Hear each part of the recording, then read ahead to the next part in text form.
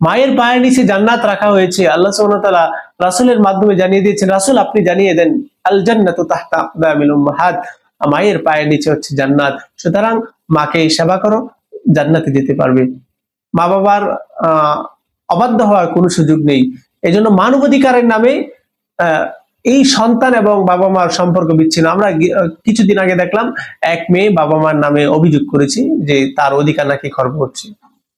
তোমার অধিকারের কথা আজকে আদালতে বলো, তুমি যখন জন্ম ছিলে না তোমাকে এই বাবা মা জন্ম দিয়েছে, তুমি যখন খেতে পারতা না তোমাকে খাওয়ানো হয়েছে, সবকিছু করেছে, কি করেনি বাবা মা? সেই বাবা মার বিরুদ্ধে কত জালেম একটা মেয়ে, সেই ইংলিশ মিডিয়ামে তাকে শিক্ষিত করেছে 19 বছরের সেই মেয়ে, সেই বাবা মার বিরুদ্ধে অভিযোগ করে আর সমাজ আজ কোথায় গিয়ে দাঁড়িয়েছে।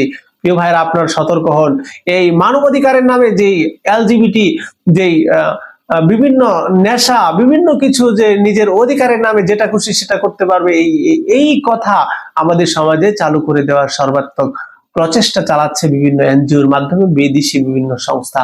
আল্লাহ আমাদের এই বয়াল থাবা দেখে হেফাজত করুন। প্রিয় ভাইরা, শ্রমিকের অধিকার ইসলাম নিশ্চিত করেছে। আপনি জানলে অবাক হবেন, রাসূল সাল্লাল্লাহু আলাইহি ওয়াসাল্লাম সুনান ইবনে মাজাহ 2443 নম্বর হাদিসে বলেন, আতুল্লাহ জিরা আজরাহু, শ্রমিকের গায়ের ঘাম শুকানোর আগে তাকে পারিশ্রমিক দিয়ে দাও। ক্বাবলা ইয়াজিফা আরকুহু, আল্লাহ রাসূল বলেন আতুল আজিরা আজরুহু, তার প্রতিদান দিয়ে দাও।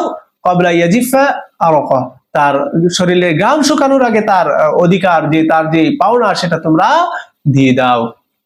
আর শ্রমিকের পাওনা যথাযথ কেউ যদি পরিশোধ না করে তাহলে সেটাকে মহা অপরাধ হিসেবে ইসলাম চিহ্নিত করেছে, যেটা কিয়ামতের দিন 3 শ্রেণীর বিরুদ্ধে ব্যবস্থার কথা আল্লাহ সুবহানাহু ওয়া তাআলা হাদিসে কুদসিতে বলেন। যে ব্যক্তি আমার নামে শপথ করে প্রতিশ্রুতি দেয় অথবা ভঙ্গ করে, যে ব্যক্তি কোনো স্বাধীন মানুষকে বিক্রি করে মূল্য খেয়ে ফেলে, এবং যে ব্যক্তি শ্রমিক নিয়োগ করে কাজ আদায় করে নিল কিন্তু শ্রমের পারিশ্রমিক আদায় করলো না। সহিহ বুখারীর 2227 নম্বর হাদিসের মধ্যে আল্লাহ সুবহানাহু ওয়া তাআলা ঘোষণা করে দিয়েছেন যে কিয়ামতের দিন তাদের বিরুদ্ধে আল্লাহ ব্যবস্থা নেবেন। চিন্তা করেন, তাহলে আপনি শ্রমিক নিয়েছেন, তাকে যথাযুক্ত তার শ্রমের মূল্যায়ন করতে হবে। আমাদের বিশেষ করে গার্মেন্টস ফ্যাক্টরি বা বিভিন্ন ফ্যাক্টরির মধ্যে তার লভ্যাংশের পরিমাণ তার শ্রমিকদেরকে দেওয়া হয় না, বা একটা খুবই সামান্য আর স্বল্প মূল্যের কিছু টাকা পয়সা দেওয়া হয়, যেটা আসলেই অমানবিক। প্রিয় ভাইরা, এই জন্য শ্রমিকের অধিকার নিশ্চিত করার কথা ইসলাম বলেছে, অন্য কেউ বলেনি।